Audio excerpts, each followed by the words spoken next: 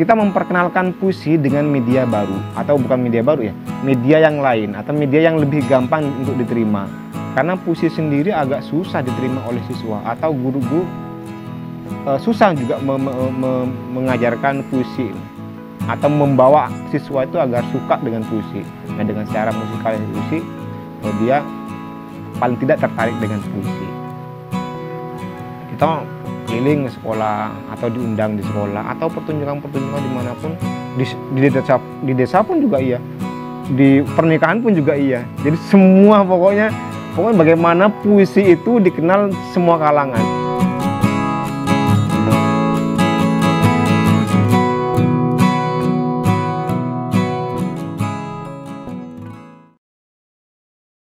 Cinta menjadi bara, tapi aku tetap mencintai yang terjadi,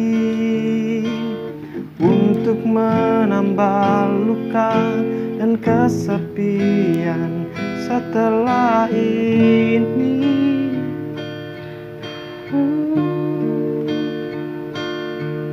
Cinta menjadi bara, tapi aku tetap mencintai yang terjadi, untuk menambah luka dan kesepian setelah ini.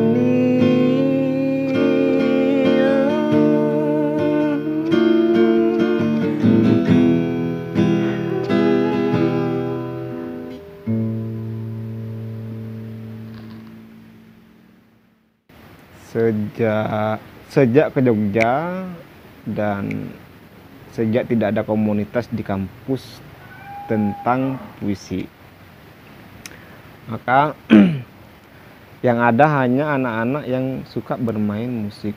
2005 ya, 2005 pertengahan 2005 lah ya.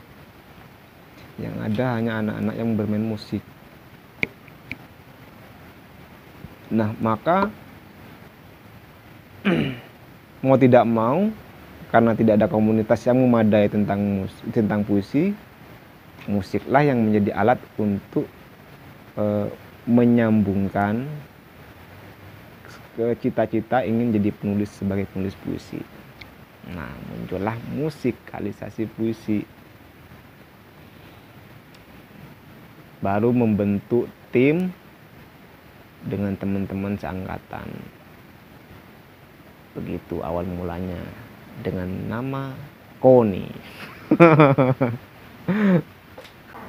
Ya, dari KONI kita diminta prodi, karena kita beberapa kali pentas, terus dilihat oleh prodi ada potensi lah ya, potensi. Nah, prodi punya teater yang vakum, JAB namanya. Maka kita diminta untuk mengembangkan JAB. Salah satu alasannya kita membubarkan KONI dalam arti pindah ke JAB itu karena kita nggak punya alat musik, kita nggak punya tempat, kita nggak punya esensi. Nah, JAB salah satu cara untuk mengembangkan musikalisasi itu. Baru setelah itu kita mulai pentas kemana-mana, dibantu oleh teman-teman. Meskipun JAB basicnya teater ya,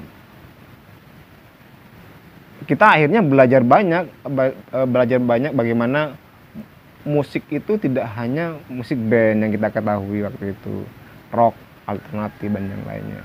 Ternyata juga musik itu, musik teater juga ada, musik mengiringi adegan juga ada. Terus musik yang tidak harus menggunakan alat musik juga ada. Kita mulai terbuka waktu itu, lalu keterbukaan itu membuat kita lebih semangat untuk ayo kita harus berkarya. Bahkan kita sampai kepada bahwa musik itu tidak lagi hanya alat, bunyi adalah musik. Jadi musik dikembalikan kepada bunyi. Nah, disitulah kita terus mengembangkan seiring dengan kesukaanku tentang puisi. Nah, disitu kita banyak menggarap beberapa karya penyair-penyair Jogja atau nasional ya, skala nasional kayak Sutarji, Dezawu Imron, Hail Anwar, dan banyak lah. Kita mengenal dari situ dulu, beberapa penyair dulu, terus membaca karyanya. Nah, dari musikalisasi puisi itu, mau tidak mau kita akan belajar siapa nih pengarangnya. Mau tidak mau kita akan belajar tentang puisi. Karena ketika ingin membuat musikalisasi puisi, kita harus benar-benar menganalisis puisinya. Analisis serambangan lah ya, tidak menggunakan teori-teori. Ini arahnya seperti apa toh? Dan dibaca berulang-ulang. Terus sampai benar-benar puisi itu benar-benar berada di tangan kita. Baru udah masuk musik masuk untuk dibuatkan musikalisasi puisi.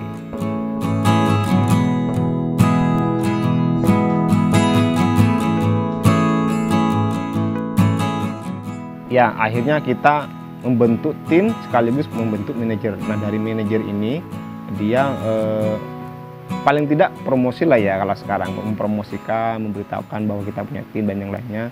Dan juga kita kan selalu di panggung dan diketahui banyak orang. Nah, dari situlah banyak undangan.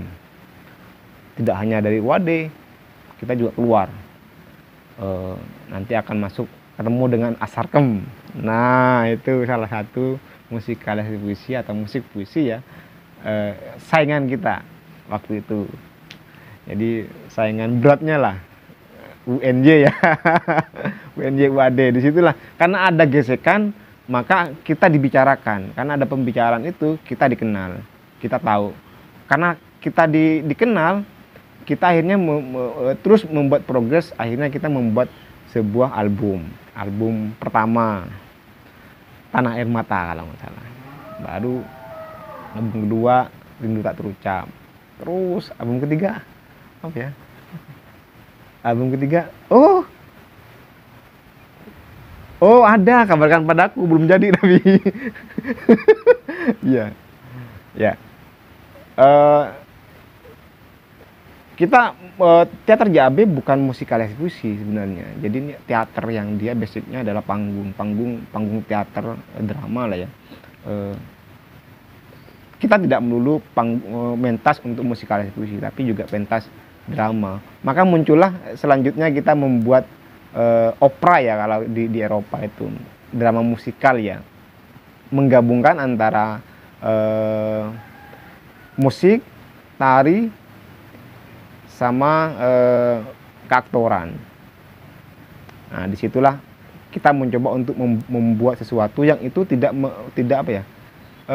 Salah satu cara kita memperkenalkan, menggabungkan sesuatu bahwa divisi kita yang terdiri dari musikalisasi puisi, tari, drama, dan sastra waktu itu ya, digabungkan menjadi satu untuk menjadi sebuah pertunjukan.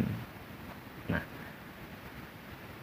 kebetulan waktu itu naskahnya adalah puisi yang dikumpulkan dari 35 puisi dari berbagai pengarang se-Indonesia, dari angkatan baru sampai angkatan 45 juga ada, digabungkan untuk dijadikan naskah, memilih puisi yang satu tema dan dijadikan naskah. Itu maka kita juga dikenal karena kita juga banyak ke sekolah, bukan promosi ya, tetapi kita memperkenalkan puisi dengan media baru, atau bukan media baru ya, media yang lain atau media yang lebih gampang untuk diterima. Karena puisi sendiri agak susah diterima oleh siswa, atau guru-guru susah juga mengajarkan puisi atau membawa siswa itu agar suka dengan puisi. Nah, dengan secara musikalisasi puisi, dia paling tidak tertarik dengan puisi. Kita keliling ke sekolah atau diundang di sekolah atau pertunjukan-pertunjukan dimanapun, di desa pun juga iya, di pernikahan pun juga iya. Jadi semua pokoknya bagaimana puisi itu dikenal semua kalangan, tidak hanya di kalangan sastra tapi juga di masyarakat awam. Kita hajar aja, yang penting mereka tidak lagi menganggap puisi itu susah, bahwa puisi itu menarik, asik, bahwa puisi itu penuh renungan, itu perlu diketahui oleh banyak orang.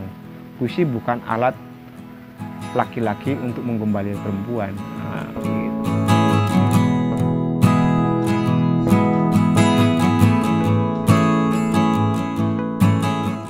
Jejak Imaji sebenarnya komunitas literasi sih, komunitas lebih kepada penulisan puisi, cerpen, novel, artikel yang berhubungan dengan budaya, apapun yang berhubungan dengan sastra dan budaya lah ya, lebih ke sana.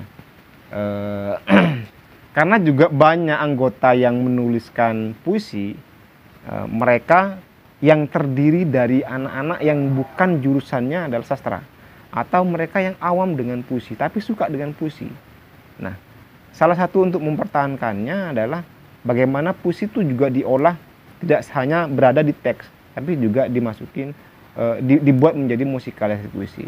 Kebetulan ada beberapa anggotanya itu dia juga bisa bermain musik, meskipun ya main musik biasa-biasa aja sih. Neng semangatnya lebih oke, kita punya semangat bagaimana membuat sesuatu nih. Nah, kebetulan di anggota itu juga salah satunya juga anggota JAP yang ikut menjadi tim atau anggota musikalisasi puisi JAP. Buatlah kita lebih musikalisasi puisi di Jejak Imaji lebih kepada bagaimana kita punya hubungan dengan orang luar sih sebenarnya, karena komunitas Jejak Imaji sendiri komunal. Dia hanya ada diskusi setiap Senin dan ada diskusi setiap bulan, tetapi diskusinya internal, susah untuk dikenal. Maksudnya paling enggak, oh ini kita ada sebagai esensi. Maka salah satu cara kita adalah musikalisasi puisi itu kita ikut ke sana, diundang, yuk kita buat dan yang lainnya. Kebetulan kan juga sudah biasa membuat dan tinggal eksekusi aja gitu. Dan di musik sendiri akhirnya di Jejak Imaji sendiri dibuat divisi sendiri musikalisasi puisi. Nah, disinilah banyak orang yang anggota yang dia memang tidak punya basic sastra masuk. Otomatis ketika orang-orang ini tidak pernah bersinggungan dengan sastra, ketika ikut ke sini mau tidak mau dia akan melihat buku, melihat kita diskusi, berbicara tentang budaya, puisi, cerpen, dan novel. Mereka mau tidak mau mendengarkan. Dari mendengarkan mereka paling enggak membaca lah, suka punya ketertarikan dengan buku, paling enggak gitu, atau pikirannya jalan lah paling enggak, tidak stuck. Nah, meskipun teman-teman yang dari musik ini tidak selalu hadir dalam sebuah diskusi karena segmennya beda, tapi ya nongkrong paling enggak dengerin aja, enggak berkomentar ya enggak apa-apa, karena mereka juga tidak punya segmen ke sana, konsentrasinya di musik. Nah, disitulah ada juga upaya kita bahwa anggota itu juga bisa membuat musikalisasi puisi. Nah, di situ mau tidak mau harus baca puisi. Nah, baca puisi, memilih puisi dulu, memilih dari misalnya beberapa buku, satu buku dipilih lagi menjadi satu puisi dipilih untuk dijadikan musikalisasi puisi. Gitu. Jadi ya akhirnya ya senang dengan tidak apa ya, ngalir aja senengnya dengan puisi. Misalnya dunia sastra ngalir dia. Ada anggota kita yang dari BK, anggota kita dari FKM, kesehatan masyarakat, bimbingan konseling, ada yang ekonomi, ada yang psikologi, yang dia memang tidak ada basic musik sebenarnya, hanya bisa aja. Terus di latihan, diundang kita latihan, maka kita lebih leluasa bermain musik. Selanjutnya kita membuat apa ya? Nah, corona itu semua aku kira organisasi off. Tetapi Jejak Imaji tidak ingin berhenti. Bagaimana kita masih berkumpul meskipun terbatas, dan Di situ kita membuat ide bagaimana kalau kita merekam musikalisasi puisi kita sendiri, merekam sendiri, belajar sendiri. Dari awal memang kita belajar sendiri, membuat sendiri dan yang lainnya. Rekaman sendiri, baru setelah itu kita membuat video klipnya. Tentu saja karena corona, modal kita hanya kamera, modal kita hanya semangat, modal kita dari konsep itu mengarah bagaimana tidak banyak menghabiskan biaya, bagaimana konsep itu tidak menyulitkan ketika editing, bagaimana konsep itu gampang diterapkan. Dibuatlah video klip pas corona ya, Kau Telah Berubah Menjadi Abadi, yang minim sekali dana dan cepat sekali prosesnya. Dari situ kita terus membuat lagi besoknya, kerjasama dengan Elisa, kerjasama dengan teman-teman di luar. Salah satu upaya kita untuk memperkenalkan puisi atau literasi di bidang sastra adalah kerjasama itu sebenarnya. Pelukis, ya sinden, ya ya anak-anak teater belum tentu dia bersinggungan dengan sastra, penulisan dan yang lainnya. Kita kerjasama dan yang lainnya, anak-anak isu terutama. Gitu. Sampai sekarang kita tetap kita punya channel sendiri sebagai bentuk dokumentasi ini karya kita nih, karya teman-teman yang hanya bermodal semangat dan tidak punya, karena Jejak Imaji sendiri tidak punya ini ya, masukan ya, dana dari luar nggak ada, jadi kantong sendiri semua.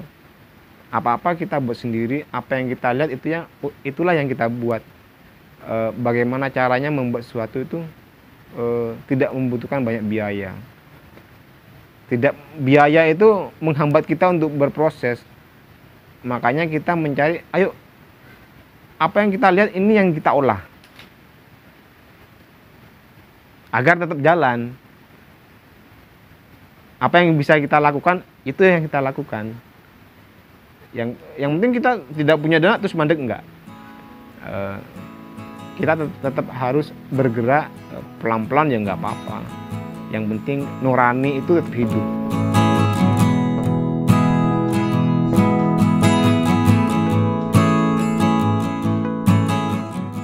Ya, yang selesai kuliah tentu saja akan membuat kita bingung untuk menyalurkan bakat kita ya.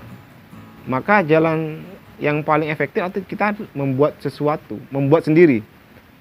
Karena waktu itu daerah kampus kami UAD tidak banyak yang memiliki komunitas sastra.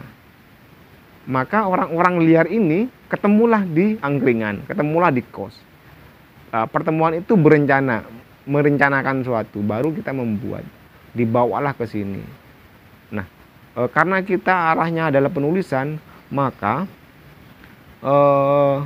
orang-orang yang bersangkutan selalu kita ajak.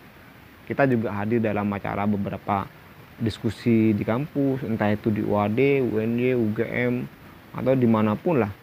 Yang penting kita hadir. Baru setelah kita berkumpul, kita butuh nama nih, kita butuh jadwal nih berkumpul, kita butuh tempat. Nah, membawa kesukaan dari kampus keluar kampus itu tentu saja risikonya besar, karena kita akhirnya memikirkan diri sendiri, juga memikirkan komunitas, juga memikirkan proses dan yang lainnya. Kalau di kampus kan ada dana dari kampus, baru kita mengadakan kegiatan. Kalau ini kita ya sudah, modal nikatnya adalah kemampuan kita lebih kepada mengandalkan kemampuan kita, apa yang bisa dilakukan dengan kemampuan kita ini.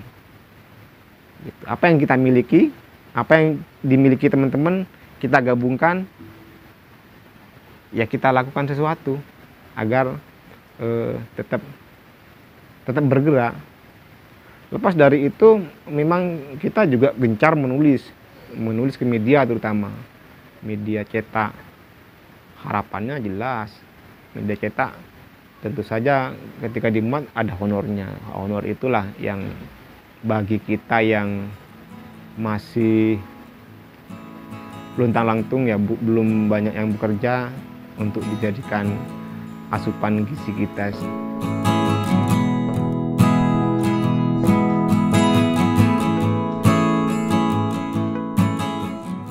Ini corona memang benar-benar menghambat sebuah organisasi ya. Kita alhamdulillah sudah ada tempat, dan memang diharapkan tempat ini untuk tempat diskusi teman-teman, dan bagi kita memang saat ini kita masih kesulitan untuk menarik anggota baru, karena mahasiswa pun juga banyak yang belum ke Jogja ya. Tetapi kita tetap bergerak. Misalnya di musik kita tetap bergerak, 1-2 orang bisa ikut. Salah satu untuk menariknya di situ. Ada yang suka sastra ya ikut sastra, ada yang ikut yang suka musik ikut musiknya, ada yang suka video ikut videonya. Beberapa orang bahkan di JMJ tidak hanya anak-anak yang kuliah atau berpendidikan ya, ada yang anggotanya yang nggak kuliah, lulus SMA dan yang lainnya, ya nggak masalah. Bagaimana di sini adalah tempat mereka berkreasi. Apa yang diinginkan mereka, ayo kita buat bareng-bareng. Selanjutnya melalui musik dulu ya, sebenarnya musik yang paling memungkinkan untuk memperkenalkan kita. Kita akan membuat beberapa video ya, musikal puisi, dan berencana untuk konser virtual. Semoga aja tahun ini bisa terrealisasikan, dan kita sedang membuat konsep virtual yang apa ya, yang dia bergerak one shot lah ya. Nah dari situ kita berharap Jejak Imaji itu ada, dan banyak orang yang ayo kesini yuk kita belajar bareng kesini.